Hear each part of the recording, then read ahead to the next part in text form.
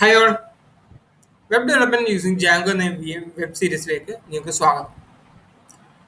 So as the name suggest, നമ്മളിവിടെ നോക്കാൻ പോകുന്നത് എങ്ങനെ ഒരു വെബ്സൈറ്റ് ഡെവലപ്പ് ചെയ്യാം എന്നുള്ളതിനെ പറ്റി തന്നെയാണ്. ആദ്യമായിട്ട് ഇതുവരെ നമ്മളൊരു ഫ്രെയിംവർക്ക് യൂസ് ചെയ്തിട്ടില്ലാത്തവർ ഒരു വെബ്സൈറ്റ് എങ്ങനെ ചെയ്യുന്നത് ആദ്യമായിട്ട് സെർച്ച് ചെയ്ത് വരുന്നവർ, പിന്നെ മെയിൻലി പൈത്തൺ അറിയാം, പൈത്തൺ ചെയ്ത് പ്രാക്ടീസ് ഉണ്ട്, അത്യാവശ്യം SQL എന്താണെന്ന് അറിയാം. ഇങ്ങനെ ഉണ്ടെന്നുണ്ടെങ്കിൽ ബാക്കി കാര്യം ഞാൻ അഷുർ ചെയ്യുന്നു. ഈ ഒരു സീരീസ് കംപ്ലീറ്റ് ചെയ്യുകയാണെന്നുണ്ടെങ്കിൽ ഞങ്ങൾക്ക് ജാങ്കോ എങ്ങനെയാണ് എന്നുള്ള കാര്യം കംപ്ലീറ്റ് ആയിട്ട് പഠിക്കാം.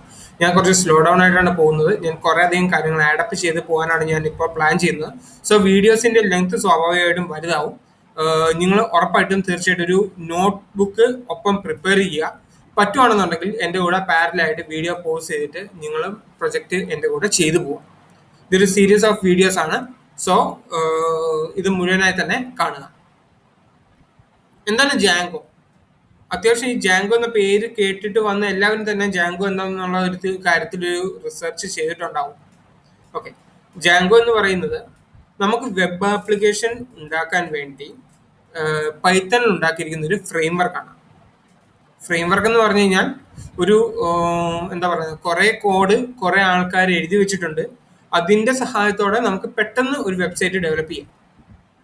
ഓക്കെ, അപ്പം ഇതാണ് ഫ്രെയിംവർക്ക് എന്ന് പറയുന്നതിൽ ഇപ്പോൾ മനസ്സിലാക്കാൻ പറ്റിയ ഏറ്റവും നല്ലൊരു അർത്ഥം എന്ന് പറയുന്നത്. സോ ഞാൻ പറഞ്ഞ പോലെ തന്നെ ഇവിടെ എല്ലാവർക്കും തന്നെ പൈത്തണിന്റെ ഒരു അത്യാവശ്യം ബേസിക്സും SQL അത്യാവശ്യം എന്താണെന്ന് അറിയാം എന്നുള്ള ഇതും അസ്യൂം ചെയ്തിട്ടാണ് ഞാൻ മുമ്പോട്ട് പോകുന്നത്. Okay, fine. സോ നമ്മൾ തുടങ്ങുകയാണെന്നുണ്ടെങ്കിൽ ഒരു പ്രൊജക്റ്റ്, നമ്മൾ ഒരിക്കലും ഒരു വെബ്സൈറ്റ് തുടങ്ങാൻ വേണ്ടി അല്ലെങ്കിൽ ഒരു വെബ്സൈറ്റോ വെബ് ആപ്ലിക്കേഷനോ ചെയ്യാൻ വേണ്ടിയായിട്ട് നേരെ കോഡ് എടുക്കുക, ഇന്നത് ചെയ്യുക എന്ന് പറഞ്ഞുകൊണ്ടിരിക്കുകയല്ല. ഞാൻ ഒരിക്കലും ആ ഒരു രീതിയെ അഡോപ്റ്റ് ചെയ്യുന്നു അല്ലെങ്കിൽ അപ്രീഷിയേറ്റ് ചെയ്യുന്ന ഒരാളല്ല. എപ്പോഴും നമുക്കൊരു ക്വസ്റ്റ്യൻ വേണം. ആ ക്വസ്റ്റ്യന് നമുക്കൊരു സൊല്യൂഷൻ വേണം. ഓക്കെ, നമ്മളൊരു ക്വസ്റ്റ്യൻ ചോദിച്ചു, ആ ഒരു ക്വസ്റ്റ്യന് ഒരു സൊല്യൂഷൻ വേണം. ആ സൊല്യൂഷൻ എങ്ങനെ ഇംപ്ലിമെന്റ് ചെയ്യാം, അത് ഇംപ്ലിമെന്റ് ചെയ്യാൻ വെബ് ഹെൽപ്പ് ആവുന്നുണ്ടെങ്കിൽ നമുക്കൊരു വെബ് ആപ്ലിക്കേഷൻ അതിനു വേണ്ടി ആ സൊല്യൂഷൻ ഉണ്ടാക്കാൻ വേണ്ടി ചെയ്തെടുക്കാം. ഓക്കെ, ഇങ്ങനെ ആയിരിക്കണം നമ്മൾ എപ്പോഴും ഒരു പ്രോബ്ലത്തെ സോൾവ് ചെയ്യാൻ വേണ്ടി നിൽക്കുന്നത്. അല്ലാതെ വെബ് ആപ്ലിക്കേഷൻ ചെയ്യാൻ വേണ്ടിയായിട്ട് മെയിൻലി മിനി പ്രൊജക്റ്റ് ഒക്കെ ചെയ്യുന്ന സമയത്ത് ഒരു വെബ് ആപ്ലിക്കേഷൻ ചെയ്യാൻ വേണ്ടിയായിട്ടൊരു പ്രോബ്ലം കണ്ടുപിടിക്കുക എന്നതിനേക്കാൾ ഇതായിരിക്കണം എപ്പോഴും നമ്മുടെ മനസ്സിലുണ്ടാകുന്ന ഒരു പാറ്റേൺ. ഒരു പ്രോബ്ലത്തെ സോൾവ് ചെയ്യാൻ അല്ലെങ്കിൽ ഒരു സ്റ്റെപ്പ് നമ്മൾ മുമ്പോട്ട് വെക്കുമ്പോൾ നമുക്ക് വേണ്ടുന്ന പാറ്റേൺ എന്ന് പറയുന്നത് എപ്പോഴും ഇതായിരിക്കണം. First we should have A problem, അതിനുശേഷം അതിനൊരു സൊല്യൂഷൻ, മൂന്നാമതായിട്ട് ആ സൊല്യൂഷനെ എങ്ങനെ ഇംപ്ലിമെന്റ് ചെയ്യാം. ഇത് നമ്മൾ ഏറ്റവും വലിയ ടാസ്ക് എടുത്തു കഴിഞ്ഞാലും അതിനെ സെപ്പറേറ്റ് ആയിട്ട് സ്പ്ലിറ്റ് ചെയ്ത് ഇത് തന്നെ നമുക്ക് ഫോളോ ചെയ്ത് പോകാം. ഓക്കെ, അപ്പം നമ്മൾ പറഞ്ഞ പോലെ നമുക്കൊരു ജാങ്കോ പഠിക്കണം എന്നുണ്ടെങ്കിൽ ഏറ്റവും ബെസ്റ്റ് ആദ്യം നമുക്കൊരു പ്രോബ്ലം അല്ലെ.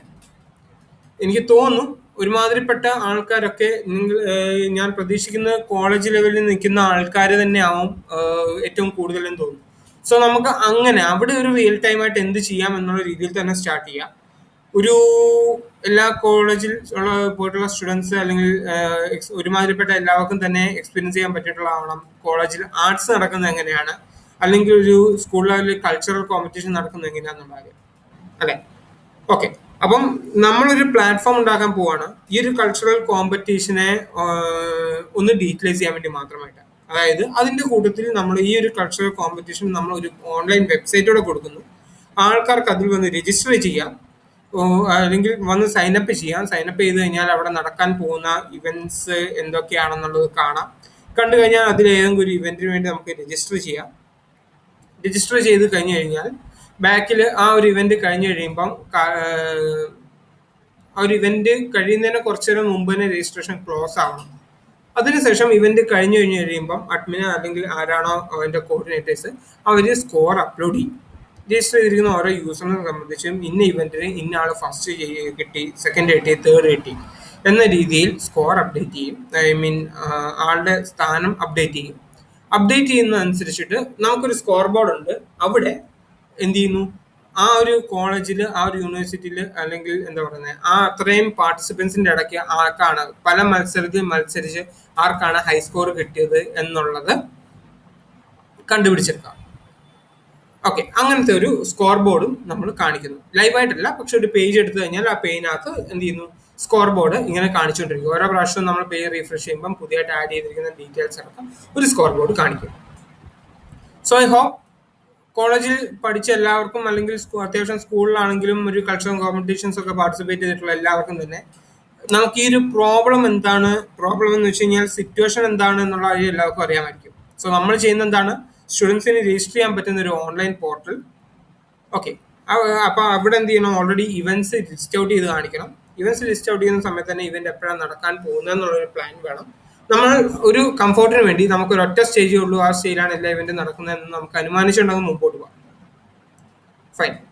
ഓക്കെ, അപ്പം നമ്മൾ അതിനെപ്പറ്റി വലുതായിട്ട് ബോധേഡാവുന്നില്ല. ജസ്റ്റ് ഈ ഇവന്റിന് വേണ്ടി രജിസ്റ്റർ ചെയ്യാൻ പറ്റണം. രജിസ്ട്രേഷൻ കഴിഞ്ഞ് കഴിഞ്ഞാൽ അഡ്മിനോ ആരെങ്കിലും സ്കോർ പബ്ലിഷ് ചെയ്യുന്നതനുസരിച്ചിട്ട് സ്കോർ ബോർഡ് നമുക്ക് വൃത്തിയായിട്ട് കാണിക്കാൻ പറ്റണം. സോ ഇത് മാത്രം, ഈ ഒരു പോർഷൻ എടുത്തുകൊണ്ട് ഇതിനെ നമുക്ക് ഇങ്ങനെ ഓട്ടോമേറ്റ് ചെയ്യാമെന്ന് നോക്കാം. ഓക്കെ.